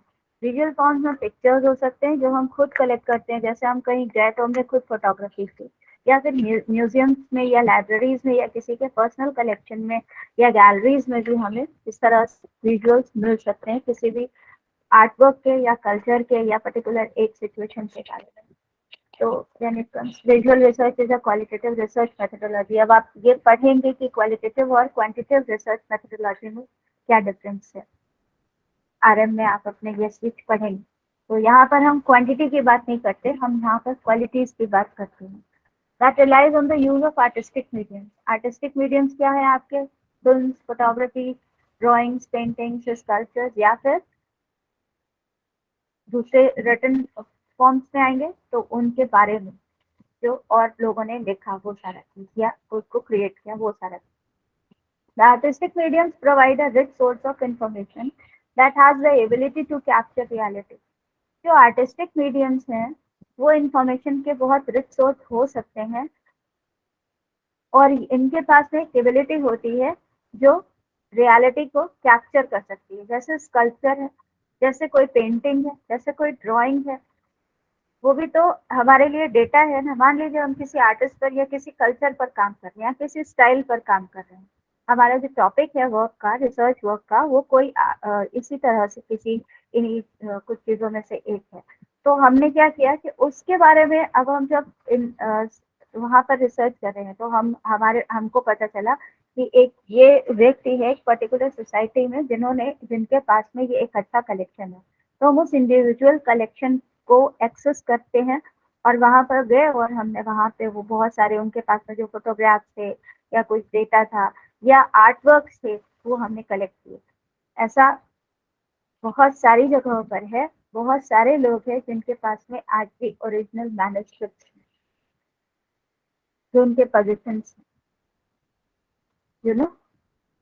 ओरिजिनल मैन्युस्क्रिप्ट्स हैं जो उनके पोजीशंस हैं। आप जब रिसर्च करते हैं तो यू गो देयर, वो आपको उनसे परमिशन लेनी पड़ती है कि हम इसको एक्सेस कर सकते हैं, हम इसको देख सकते हैं, इसको फोटोग्राफ कर सकते हैं। हमारे एक जानने वाले हैं जो मैन्युस्क्रिप्ट्स को रीराइट भी करते हैं, लाइक जो बहुत सारे जो एंशिएंट स्क्रिप्चर्स हैं उनको मैन्युस्क्रिप्ट्स में कन्वर्ट करना। एंशिएंट मैन्युस्क्रिप्ट्स किस तरह से किए जाते थे, आज वो मैन्युस्क्रिप्ट्स किस तरह से लिखे जा सकते हैं, फिर से वो जो कल्चर है, फिर से वो जो फॉर्म है उसको क्रिएट करना, रिक्रिएट करना, कैसे डुप्लीकेट कर सकते हैं हम एंशिएंट मैन्युस्क्रिप्ट्स को। तार के जो पोथी चित्रण है वो सारा चीज, उस पर ड्राइंग, कौन सा स्टाइलस यूज होता है, कैसा निब यूज होता है, ये सारा चीज अगर हम तो ये जब आप किसी एक इंडिविजुअल कलेक्टर के पास गए और उसके पास ये सारा चीज कलेक्शन में है तो आप इसको एक्सेस करने की उनसे परमिशन देते हैं और उसको कलेक्ट करते हैं ये सारा डेटा। तो क्या ये रियल नहीं होता? बिल्कुल होता। इसी तरह से किसी गैलरी में आप जाते हैं या किसी म्यूजियम में जाते हैं तो आपको इसी तरह से जो आर्ट वर्क्स मिलते हैं उनको आप कलेक्ट करते हैं, उनके पिक्चर्स कलेक्ट करते हैं, या कोई एक इंसिडेंट हुआ है उसके बारे में एक डॉक्यूमेंट्री हो की एक डॉक्यूमेंट्री है, या उसका एक फोटो डॉक्यूमेंट्री है, या फोटो ऐसे मिल रहा है आपको वहां पे, या किसी आर्टिस्ट के बारे में कैटलॉग मिल रहा है, विजुअल कैटलॉग मिल रहा है, प्रिंटेड कैटलॉग मिल रहा है, या ई कैटलॉग मिल रहा है। ये सारे आर्ट फॉर्म्स हैं, ये सारे डेटा है आपके लिए, फॉर्म्स है डेटा के, और यही कलेक्ट करता है। राइट, समझ में आया? किसे सुन यस रहे हैं? मैम। Yes ma'am. बच्चों ये सारी चीजें ना आपको आगे जो आप थीसिस कर लिखोगे, जब आप रिसर्च करोगे, तो आपका टॉपिक कोई भी हो, आपको बहुत ज्यादा काम आने वाली है। तो हम आपको आज एक होमवर्क दे रहे हैं जो आपको आगे तक करते रहना है। आपके पास में अभी 4-5 महीने हैं। आप एक अच्छा सा टॉपिक चूज करिए फील्ड सर्वे करने के लिए, ठीक है? आप कोई क्लस्टर आइडेंटिफाई कर सकते हैं, वहां पर जाइए, कैसे काम हो रहा है, क्या काम कर रहे हैं। आप लोग सब अलग अलग जगह से होंगे, ऑनलाइन क्लासेस हैं ये, तो ऑब्वियसली आप सिर्फ कानपुर में ही नहीं लोकेटेड है, बाहर भी है। तो जहाँ पर आप हैं, आप उस जगह पर आइडेंटिफाई करिए। जरूरी नहीं है कि ये पेंटिंग का ही काम हो, कोई भी काम हो सकता है, कोई भी कल्चरल एक चीज ले, कोई टॉपिक आप पिकअप करिए और उसके बारे में इन्वेस्टिगेट करिए, और उस इन्वेस्टिगेशन में आपको क्या क्या मिल रहा है वो चीज आप लिखिए, ठीक है? यही आपका प्रोजेक्ट हो जाएगा। ये आपको करना भी है, वैसे भी आपको एक प्रोजेक्ट करना ही होगा, चाहे आप फील्ड वर्क करें, चाहे आप सिनॉप्सिस बनाएं, कुछ भी करें। तो मेरा कहने का मतलब ये है कि ये एक प्रैक्टिकल चीज हो जाएगी। आप जाइए, आपके आसपास, मान लीजिए आप कोई म्यूजियम है, आप वहां जा रहे हैं, म्यूजियम में आपने पर्टिकुलर एक स्टाइल चूज किया, उसके बारे में कुछ कलेक्शंस किए और उनको इन्वेस्टिगेट करके लिखा, इस तरह का कुछ करिए। पर जो भी करिए ओरिजिनल करिए। आपको कहीं और से कुछ लिखा हुआ मिल जाए, उसे कॉपी करेंगे तो वो आपके लिए फायदा नहीं होगा, ठीक है? मैम ठीक हाँ है। हाँ, मैम जैसे कोई कल्चरल एक्टिविटीज हो रही हो उसके बारे में अगर लिखना चाहें तो क्या लिख सकते हैं कुछ? कल्चरल एक्टिविटी जैसे रामलीला। कुछ भी, जैसे रामलीला, दुर्गा पूजा, या फिर कुछ मुस्लिम्स का कुछ हो रहा है, इस्लाम में का कुछ, तो उसका अगर जैसे लिखना चाहें उसमें, ये आ, जरूरी है कि ये जो हम वहाँ उसमें क्या म्यूजियम में लिखेंगे जाएं? आप? जैसे क्या लिखेंगे आप? रामलीला के ऊपर क्या काम करेंगे?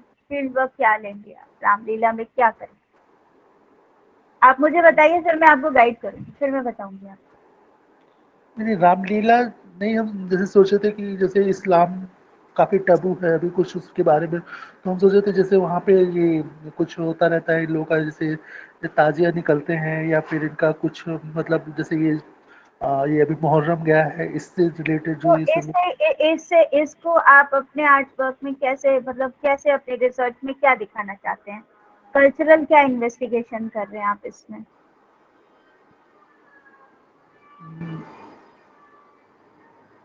क्या डेटा कलेक्ट करेंगे? नहीं, मेरा कहने का मतलब तो म्यूजियम ही है कि कुछ और भी ले सकते हैं, जैसे म्यूजियम के अलावा भी कुछ हो सकता है? मैंने तो कहा ना कि कुछ भी, आप कोई क्लस्टर आइडेंटिफाई कर लीजिए। मान लीजिए आपके एरिया में कुछ आर्टिजन्स हैं जो एक पर्टिकुलर तरह के स्कल्पचर्स बनाते हैं, या एक जी। पर्टिकुलर तरह का वो कुछ खिलौना बनाते हैं, या ओके ओके पर्टिकुलर तरह का कोई पॉटरी क्रिएट करते हैं। मान लीजिए ओके। आपके एरिया में कुछ ऐसे लोग हैं, आर्टिजन्स हैं जो काम कर रहे हैं, या कढ़ाई करते हैं, या ब्लॉक प्रिंटिंग करते हैं, कुछ भी करते हैं, एनीथिंग रिलेटेड टू कल्चर। कुछ लोग ऐसे भी जगह पे होंगे जहाँ परफॉर्मेंस बहुत अच्छा होता होगा। मैंने पूछा रामलीला में आप क्या करेंगे, ठीक है?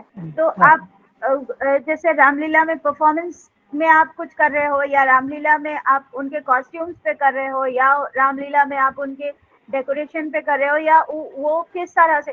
रामलीला भी कई तरह के होते हैं, अलग यस। अलग क्षेत्र में अलग अलग तरह के होते हैं जी रामलीला मैम। के। अब इस पूरे देश में आप जितने क्षेत्र होंगे उस सब जगह पे अलग अलग तरह की रामलीला होगी।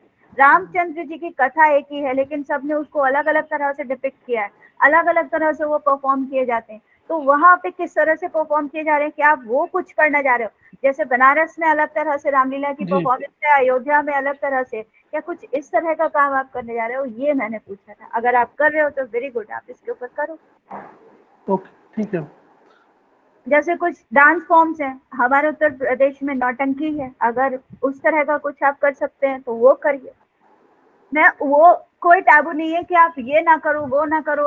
आप कोई भी कल्चरल एक इवेंट ले लो, या आप, लेकिन अगर आप गणेश पूजा पे कर रहे हो तो गणेश पूजा पे आप क्या करोगे? I just wanted to know that. आप मुझे बताओगे तो मैं आपको गाइड कर सकती हूँ। अभी जैसे ये दुर्गा पूजा होते हैं, दुर्गा पूजा के जो स्टॉल्स ये बनाते हैं, तो आपने देखा है किस तरह से उसको पूरा डेकोरेट करते हैं, तो व्हाइट कलर का कट वर्क के साथ में पूरा चीज वो क्रिएट कर देते हैं, पूरा जो पिक्चर है पूरा उसी से ही क्रिएट करते हैं। स्कल्पचर्स अलग होते हैं और पीछे का वो सारा चीज अलग होता है। तो वो या आप जैसे हमारे क्षेत्र में कहीं ब्लॉक प्रिंटिंग होती हो, या कुछ बुनाई होती, चिकनकारी में हूँ। चिकनकारी है ना, जी जी। उधर बनारस की तरफ साड़ी, बनारसी ब्रोकेड है। ब्रोकेड है। इधर हमारी तरफ जरी का काम बहुत होता है, कानपुर की तरफ, ओके। है ना। और वो बहुत पहले ये दबके का काम होता था। दबका हो रहा, जरदोजी। हाँ, तो जरदोजी है, दबका, ये सब चीज है। तो अगर आप इसके ऊपर कुछ फील्ड वर्क कर सकते हो, एक छोटा सा इन्वेस्टिगेशन, अभी आपके पास में 5 महीना है, आप एक छोटा सा बना सकते हो, अगर कर सकते हो तो हम आपको पूरी तरह से बता देंगे, गाइड कर देंगे कि आप क्या करें। बस मुझे बताओ कि आप क्या करना है। ठीक है मैम, ठीक है मैम। तो ये आपका प्रोजेक्ट हो जाएगा, इसी का आप प्रेजेंटेशन करना, ये आपका एक ओरिजिनल वर्क होगा। इसी को आगे आप अपने थीसिस में कंटिन्यू कर सकते हो बाद में, अगर आप चाहो, right? Yes, thank you ma'am. तो अब आपको समझ में आया कि विजुअल रिसर्च से मेरा क्या मतलब है। जस्ट वेट करके कॉल आ रहा है।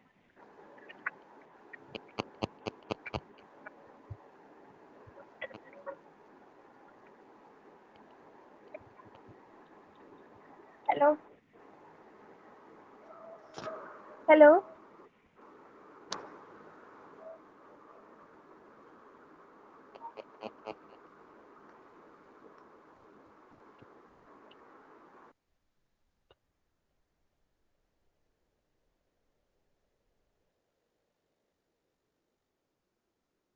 अब आप सुन पा रहे हैं मुझे? Yes ma'am. Yes ma'am. Hello. हाँ मैम, सुन रहा। Okay okay. हाँ, तो ये हुआ हमारा आज का मतलब काम करने का एक पैटर्न, कि हमें काम इस तरह से करना है। हम यहाँ पर मेरा कहने का मतलब ये है कि हम देखो, पढ़ करके तो इतना कुछ आए हैं, नेट क्वालिफाई किया है और प्री पीएचडी का कोर्स वर्क का एंट्रेंस एग्जाम क्वालिफाई किया है, तो नो डाउट आपके पास नॉलेज है। पर हमें अब ये सीखना है कि हमें रिसर्च कैसे करनी है, और हमारे पास में जो नॉलेज है उसको हमें इम्प्लाई कैसे करना है, अप्लाई कैसे करना है, और उससे हमें क्या फैक्ट्स पुल आउट करने हैं। वो नॉलेज को हम अपने रिसर्च में किसी एक अब रिसर्च तो हम इतने वास्ट फील्ड्स में नहीं करते, एक पर्टिकुलर रिसर्च का टॉपिक जो होता है बहुत ज़्यादा कॉन्सेंट्रेटेड होता है, ठीक है। अब उस जगह पर हम अपना ये वास्ट नॉलेज कैसे अप्लाई करके उसमें से अपने मतलब का चीज पुल आउट करेंगे, अपना डेटा कैसे लेंगे, और वो डेटा लेने के बाद में हम काम कैसे करेंगे, उसके ऊपर कलेक्शन कैसे होगा हमारे पास में, और वो कलेक्शन को हम कैसे ये जानेंगे कि हमारे पास में कौन सा डेटा यूज का है, कौन सा यूज का नहीं है, और उसको हम कैसे इन्फ्रेंसेस निकालेंगे उस डेटा से, और उसको कैसे हम इंटरप्रेट करेंगे। यही हमें जो मतलब हमारी क्लासेस है हम उसमें आपको सिखाना चाहते हैं। तो आर्टिस्टिक मीडियम्स क्या होते हैं? They provide a rich source of information. Artistic mediums ये होते हैं, फिल्म्स हो सकती हैं, फोटोग्राफी हो सकती है, ड्राइंग्स, पेंटिंग्स और स्कल्पचर्स हो सकते हैं, और ये हमको बहुत एक रियल एक विजन देते हैं। दे ऑल्सो रिवील इंफॉर्मेशंस भी देते हैं about what the medium captures, but the artist or the creator behind the medium. Using photography as an example, photographs taken illustrate reality and give information about the photographer through the angle, the focus of the image, and the moment in which the photograph was taken. अब आप जा रहे हैं, मान लीजिए आपने किसी एक पर्टिकुलर टेम्पल में जो आर्ट वर्क्स हैं उनके ऊपर आपने रिसर्च किया, तो आप गए और वहां जा करके आपने उन आर्ट वर्क्स का फोटोग्राफ्स जो थे वो क्लिक किए। जो पहले से अवेलेबल फोटोग्राफ्स थे उनमें और आपने जो क्लिक किए हैं उनमें ये फर्क होगा कि वो पहले वाले का विजन होगा, किसी और फोटोग्राफर का विजन होगा। जो आप आज क्लिक कर रहे हैं वो आपका विजन है। आप किस एंगल से कर रहे हैं, आपको क्या उसमें से पुल आउट करना है, क्या चीज पर आप फोकस कर रहे हैं, ये आपका विजन है, आपकी जरूरत है। हो सकता है कोई पहले वाला केश सज्जा पर कर रहा हो व्यक्ति उस पर काम, जो वो पेंटिंग्स हैं। हो सकता है जो अभी आप करने गए हैं वो कॉम्पोजिशन और स्पेस पर हो काम, तो आप कॉम्पोजिशन और स्पेस उसमें डिस्क्राइब करेंगे और सर्च करेंगे। तो that is what I am saying कि अलग अलग तरह से मतलब फोटोग्राफर का विजन उसमें सामने आता है। तो this is called visual research. ठीक है। Yes, ma'am.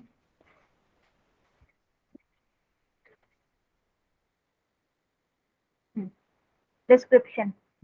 Description contains what do you see, जो आप देख रहे हैं, और उसको किस तरह से लिखा जाएगा। The art form and the medium, उसके डायमेंशन, उसका सब्जेक्ट, उसकी sensory qualities, technical qualities, analysis, formal analysis जो हम लोगों ने पढ़ा, फॉर्मल क्वालिटीज, ये सारा चीज को आप लिखेंगे और यही पैटर्न होगा आपके डिस्क्रिप्शन का। ठीक है। Next terms philosophies of art.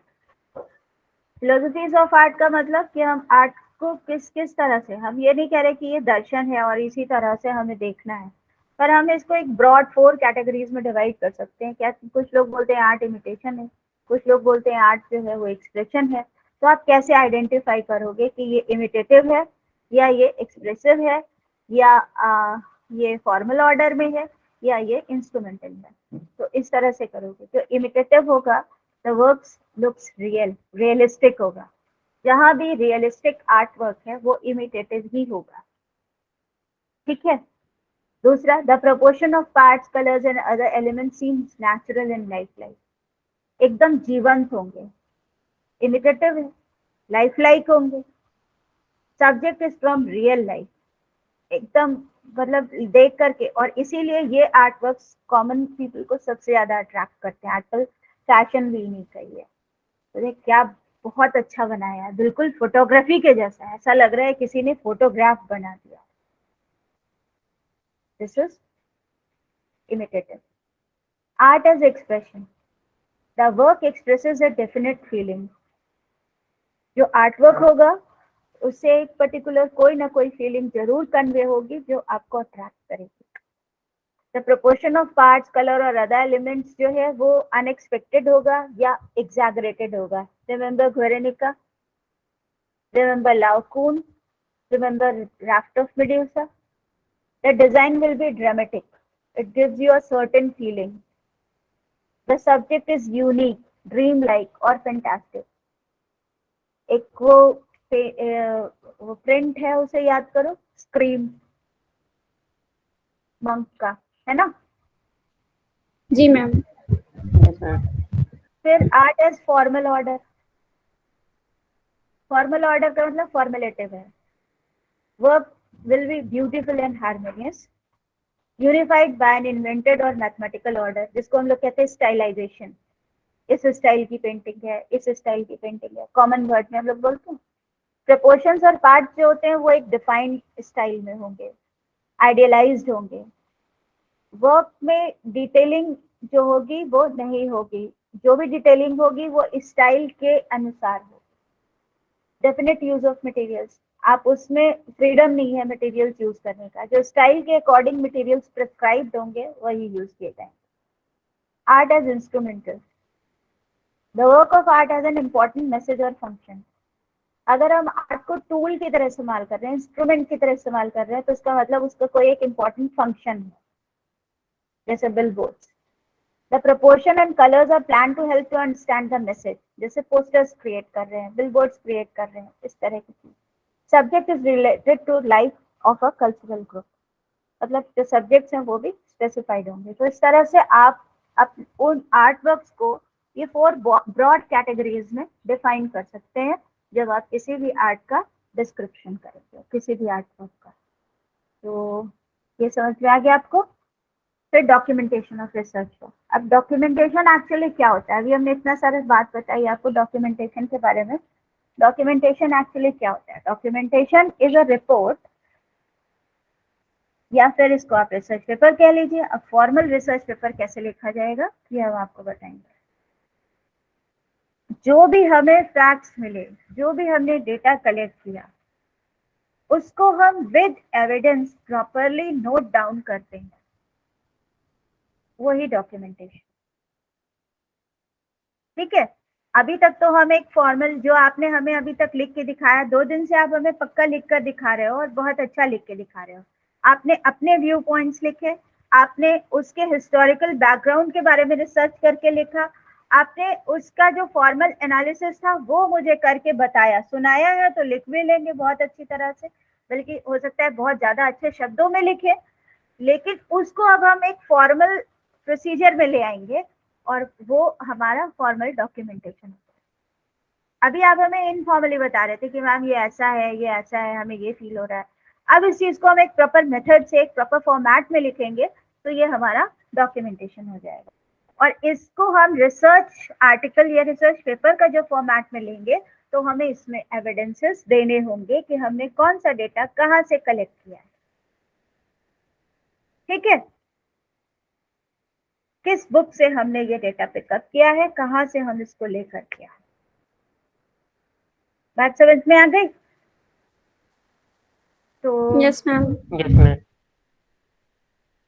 Yes ma'am.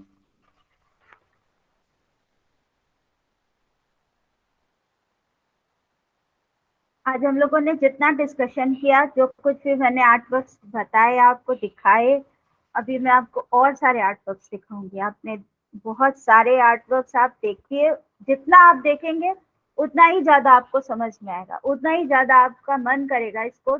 आज आपने एक तरीका समझाना कि उसको कैसे हम एनालाइज करते हैं, किसी भी आर्ट वर्क को कैसे ऑब्जर्व करते हैं। हम अभी तक किसी चीज को कैसे देख रहे थे और अब हमारा देखने का ढंग क्या होना चाहिए, ये समझ गए आप, है ना? क्या आप ये चीज पिकअप कर पा रहे हैं कि अभी तक हम किसी चीज को कैसे डिस्क्राइब कर रहे थे, अब हम उसी चीज को कैसे डिस्क्राइब करेंगे। ग्वेरेनिका हमने पहले भी देखी थी, ग्वेरेनिका हमने अभी भी देखी, लाओकुन हम पहले भी जानते थे, लाओकुन हमने अभी भी देखा, तो हम कैसे उस चीज को अब डिस्क्राइब करेंगे आगे। ये हमारा फॉर्मल मेथड क्या होगा, ऑब्जर्वेशन क्या होता है, परसेप्शन क्या होता है, और इंडिविजुअल एनालिसिस क्या होता है, फॉर्मल एनालिसिस क्या होता है, कंटेंट क्या होता है, कंटेंट को हम कन्वे कैसे करते हैं, ये सारा चीज आपने देखा। ठीक है ना, आज सीखा। तो अब इसके बेसिस पर आप अपना प्रेजेंटेशन करने की कोशिश करिएगा, जो भी आप करिएगा अब इस तरह से होगा। और डॉक्यूमेंटेशन का फॉर्मल फॉर्मेट क्या होगा ये हम आपको बताएंगे अपनी नेक्स्ट क्लास में, कि रिसर्च पेपर को किस तरह से लिखा जाएगा, कौन से फॉर्मेट में लिखा जाएगा, साइटेशंस कैसे यूज किए जाएंगे। और ये तो मैंने आपको आर्टवर्क सिखाए थे। कोशिश करिए, जैसे आप गूगल पर सर्च करते हैं ना, तो गूगल पर आप रैंडम सर्च करने के बजाय आर्टिस्ट वाइज या एरा के साथ, मतलब एरा वाइज आप सर्च करने की कोशिश करिए, आर्टवर्क्स देखिए, उनको देखिए और फिर खुद ही एनालाइज करने की कोशिश करिए। नॉट ओनली वेस्टर्न, इंडियन कोशिश करिए। हम आपको इंडियन आर्टवर्क्स भी दिखाएंगे कल, आप उनको देख करके खुद समझने की कोशिश करिए। आप खुद देखेंगे कि राफ्ट ऑफ मेडुसा में स्पेस का डिवीजन कैसा था, और एक रामायण का जो डिपिक्शन किया गया है मुगल एरा में, उसमें स्पेस का डिवीजन कैसा है।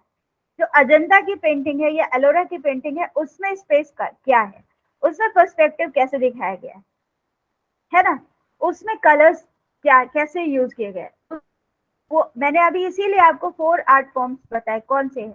आइडियलाइजेशन कैसे किया गया है, उसमें स्टाइलाइजेशन कैसे किया गया है। मेडुसा के बेटे पे कोई स्टाइलाइजेशन नहीं है, वो आइडियलिस्टिक है।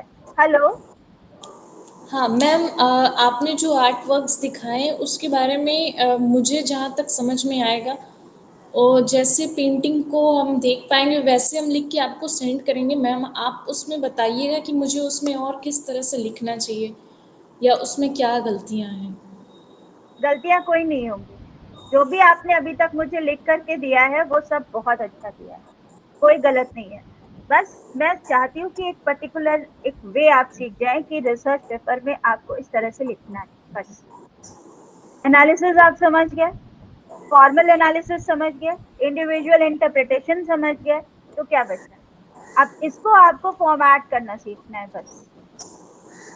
वही मैम, उसको कैसे फॉर्मेट, मतलब कैसे आर्टवर्क्स को किस तरह एनालाइज करना चाहिए वो चीजें आप बताइएगा।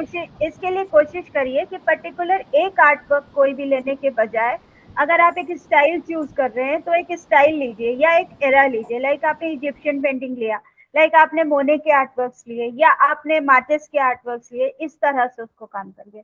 तो वहां पर आपके पास में कई सारे आर्ट वर्क्स होंगे, एक ही आर्टिस्ट का स्टाइल होगा या एक ही एरा का या एक ही कल्चर का स्टाइल होगा। मान लीजिए आप राजस्थान में कोई एक स्टाइल ले लीजिए, मेवाड़ का आपने लिया उदयपुर स्टाइल, या आपने बूंदी लिया, नाथद्वारा लिया, कोई भी लिया, तो आपके पास में उसमें काम करने के लिए मतलब समझने के लिए चीज होगा। क्योंकि आपका जो रिसर्च वर्क होता है ना वो फोकस्ड होता है, वो ब्रॉड नहीं होता।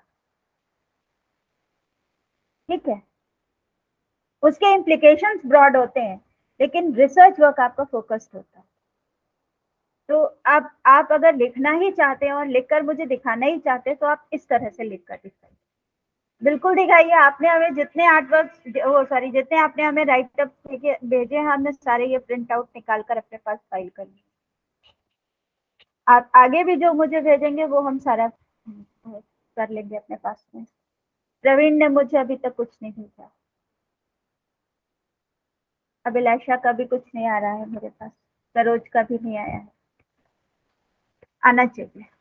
मैम भेजते हैं, सॉरी मैम, क्या भेज रहे हैं मैम, आज भेजते हैं आप। भेजिएगा मैम इसलिए। आप कहते कि वो वीडियोस वगैरह कहीं अपलोड होंगे?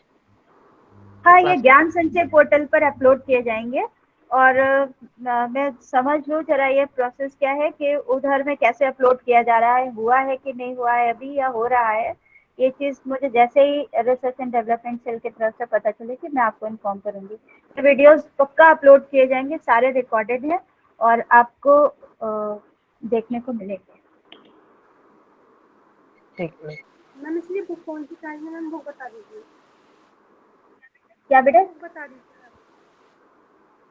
पर्टिकुलरली कोई एक बुक नहीं है, बहुत सारी चीज़ें तो मैंने गूगल से ही ली है। मैम हिंदी में चाहिए। अंडरस्टैंडिंग आर्ट और आर्ट एप्रिसिएशन के लिए पूछ रहे हैं? मैम हाँ, जो आप मैम एग्जाम है ये।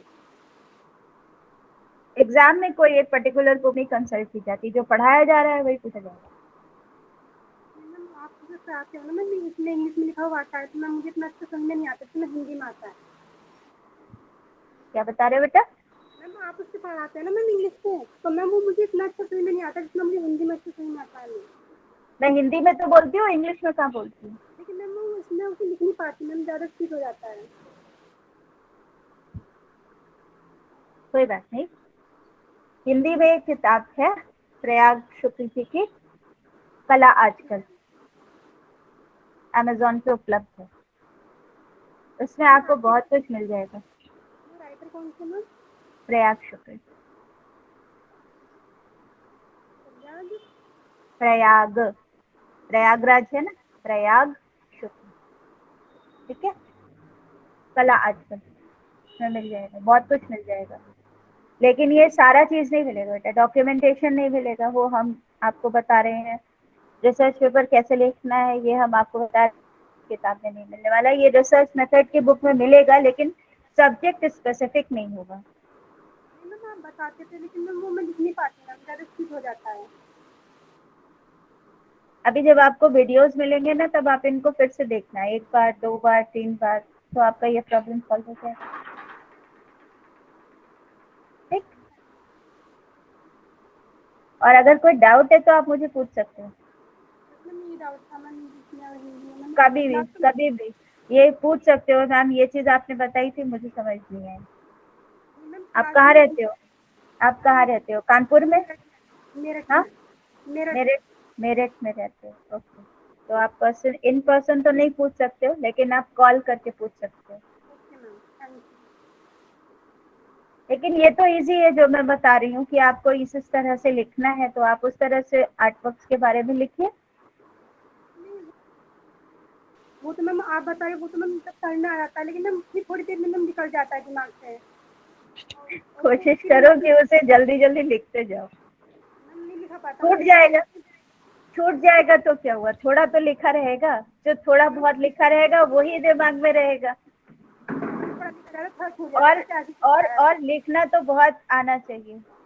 जो रिसर्च करने वाले लोग हैं वो, अब आप किसी से बात करने जाओगे तो अब आजकल तो मेथड ये है कि लोग अपना वो माइक लेकर के और रिकॉर्डर लेकर जाते हैं ऐसे करके। अदरवाइज आप नोट पैड और पेन भी लेके जाओगे ना, जो फैक्ट है उनको लिखोगे ही, तो लिखने की तो आदत रहनी चाहिए। इसीलिए मैंने कहा एक फील्ड वर्क जरूर करो, एक फील्ड सर्वे जरूर करो, कोई किसी भी चीज के लिए करो, ताकि आपको रिसर्च करना आ जाएगा प्रॉपरली। ज्यादातर लोग क्या करते हैं, उनके डिपार्टमेंट्स में उनके पास में पहले से थीसिस होती है, वही उठाते हैं और उसी को रीडो कर लेते हैं, बढ़िया नया आर्टवर्क बन जाए। ऐसा मत करना। बस मैम अभी यही प्रॉब्लम है, बस लैंग्वेज की प्रॉब्लम है मैम, और कुछ प्रॉब्लम नहीं है मैम। कोई बात नहीं बेटा, हम जो तुम्हारी मदद कर सकते हैं करेंगे। जो हम पढ़ा रहे हैं ना चैप्टर्स, ये थोड़ा टेक्निकल है। हिस्ट्री आपने ऑलरेडी पढ़ा हुआ है, वो आगे और भी आएगा। मीडियम्स वगैरह के बारे में इंट्रोडक्शन है, म्यूजियम्स और गैलरीज के बारे में इंट्रोडक्शन है, तो वो बहुत सब्जेक्टिव है। ये जो है ये थोड़ा सा स्पेसिफिक और टेक्निकल चीज है। आप आरएम में पढ़ोगे कि रिसर्च पेपर कैसे लिखना है, लेकिन आप हाउ टू अंडरस्टैंड आर्ट और how to describe it and how to document it, ये नहीं पढ़। इसीलिए स्पेसिफिकली मैंने इसको अपने सिलेबस में इंक्लूड किया है, क्योंकि जो बच्चे रिसर्च करने के लिए मेरे पास आते हैं वो नहीं बता पाते, नहीं समझ पाते। जब हम उनसे कहते हैं लिखो तो नहीं लिख पाते। अब और आपने क्या किया, विद इन 2 डेज आप लिखना सीख गए। मैंने जो कहा आपने लिख के देखा है, विद इन 2 और 3 डेज आप लिखना सीख गए। 5वें दिन आप मेरा लेक्चर 4 दिन, अभी ये 4 डेज में कराऊंगी, उसके बाद आगे कोई और लेगा क्लास, फिर बाद में मैं आगे फिर पिकअप करूंगी। तब तक में आप एक प्रॉपर रिसर्च पेपर लिखना सीख चुके होंगे। ठीक है मैम आप जो करा दिए इसे ग्रुप में डालोगे पीडीएफ को? नहीं, मैं कुछ पीडीएफ तो बना नहीं रही हूँ बेटे इसका, क्योंकि मैं तो लेक्चर दे रही हूँ और ये रिकॉर्ड हो रहा है ऑलरेडी। आपको पीडीएफ चाहिए? मैम हाँ डाल देना। मेरे पास में सबसे बड़ी प्रॉब्लम है हिंदी की टाइपिंग की। मुझे हिंदी की टाइपिंग कम आती है।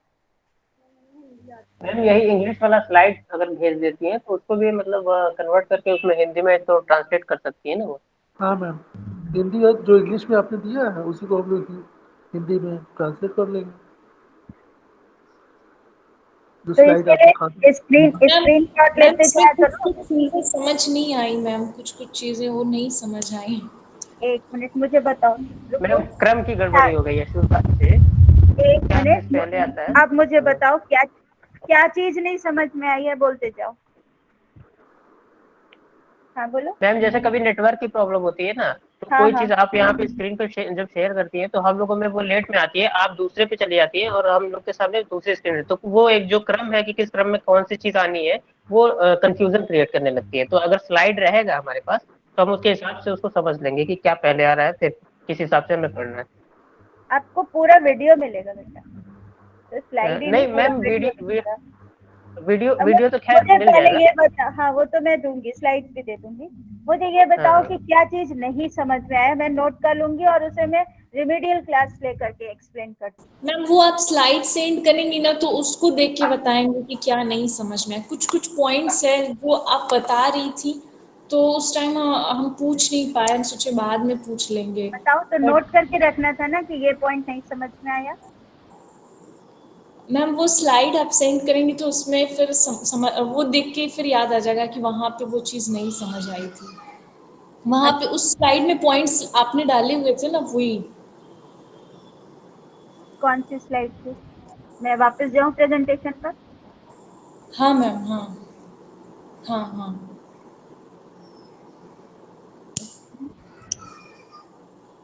सॉरी,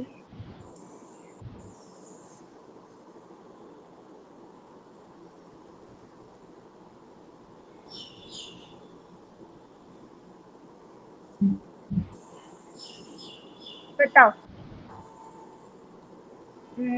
यहाँ से ये हमारी एकदम शुरू की स्लाइड्स है, ये है। बताओ, इसका आप लोग स्क्रीनशॉट लेते जाओ इसी समय।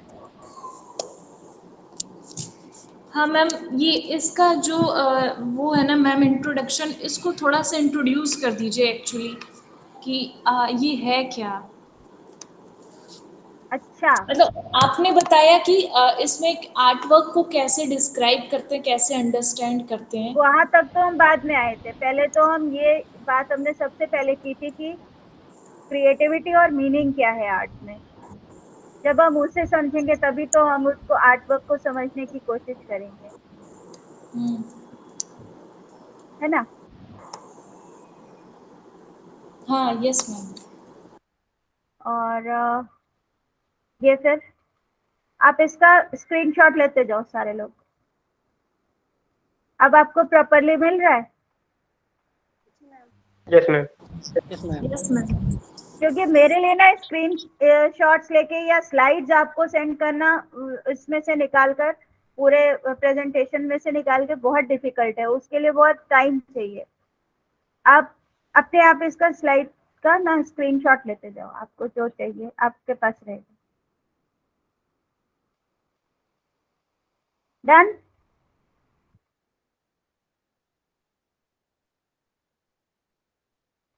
यस मैम, 3 स्लाइड हो गई। हाँ, ये फोर्थ है। ठीक, यस। ये फिफ्थ है। मैम आप लास्ट में ना थोड़ा इसकी समरी समझा दीजिएगा, समरी इसके क्रक्स थोड़ा। ठीक है, ठीक, ठीक है।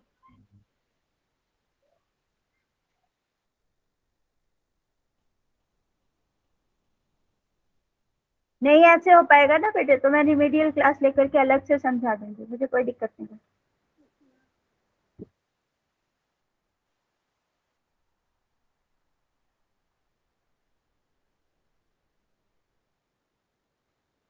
ठीक, हो गया। Yes ma'am. Yes ma'am.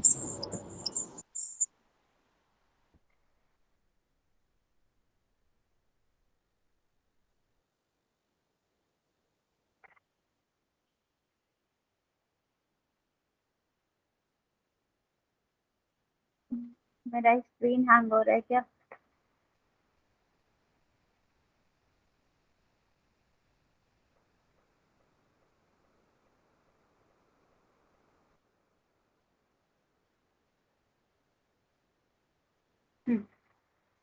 ये नेक्स्ट है, घरेनेका के बाद।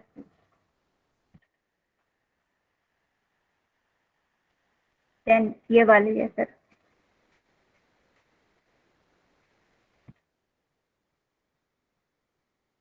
फिर ये है।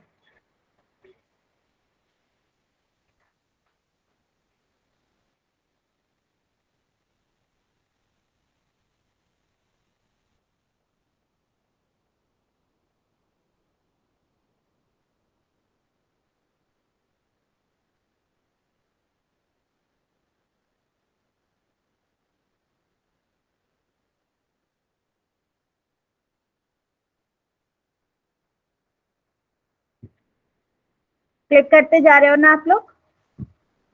Yes ma'am. Yes ma'am. हाँ यस मैम। मैम।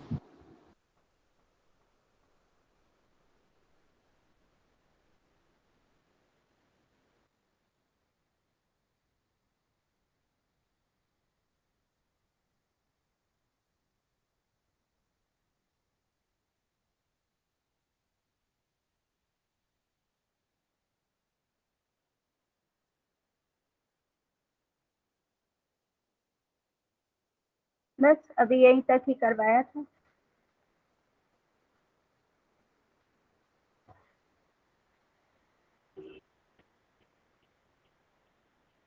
ठीक है।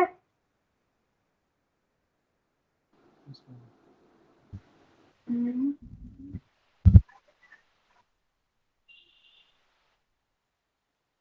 एक ये भी क्लिक कर देते हैं। ठीक है, यहाँ ये वाली स्लाइड तक हमने आज काम किया।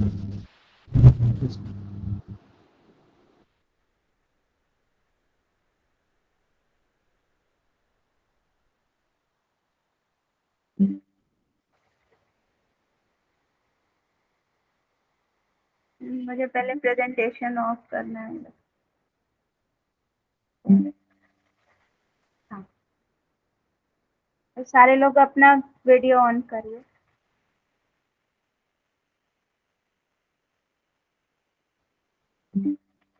तो मुझे लगता है कि अगर अब कोई चीज ऐसी है जो आपको नहीं समझ में आ रही है तो आप मुझे बताएंगे, ठीक है? और अगर आप बताएंगे नहीं तो फिर मेरे पढ़ाने का क्या फायदा होगा? कोई फायदा है? जब हमने पढ़ाया और बच्चे को समझ ही नहीं आया तो उसका फायदा क्या होगा? कोई नहीं।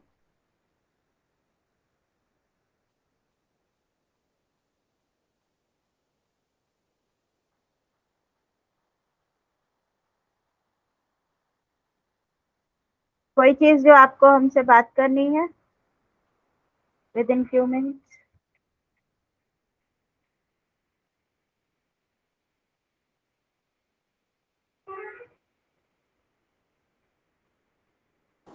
मैम उसके इसकी समरी, इसका क्रक्स थोड़ा समझा दीजिए। किस चीज का? वही जो कौन सा? कल और आज में आपने पढ़ाया, वही थोड़ा शॉर्ट में। पहले आज आप जो स्लाइड्स हैं उनको देखिए अच्छे से, ठीक है? उनसे आपको क्या समझ में आता है वो देखिए, और उसके बाद में हम लोग कल इसके बारे में बात करेंगे कि आपको क्या समझ में नहीं आया। ठीक ओके है, मैम, हाँ मैम, ठीक है। एक बार आप करके पे देखिए, हो सकता है कि अब आपको ज्यादा समझ में आ जाए स्लाइड्स मिलने के बाद में। ओके। नहीं,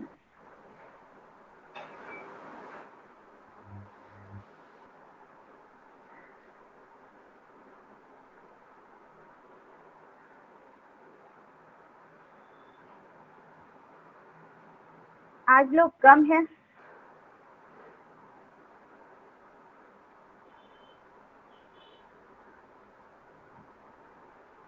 आज कम क्यों हैं लोग?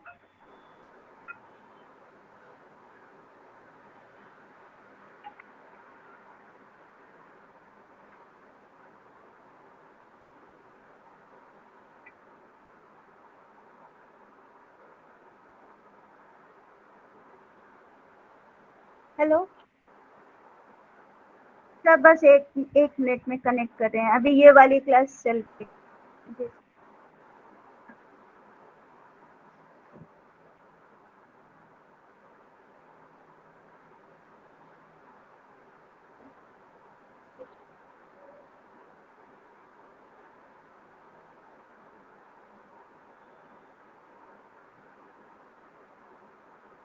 तो मैं अब आपके क्लास ऑफ कर रही हूँ।